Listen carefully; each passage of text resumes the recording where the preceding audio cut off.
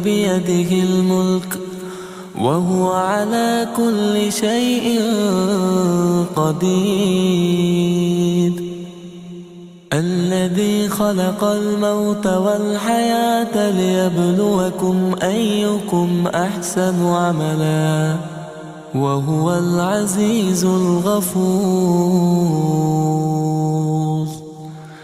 الذي خلق 7 سماوات طباقا ما ترى في خلق الرحمن من تفاوت فارجع البصر هل ترى من فطور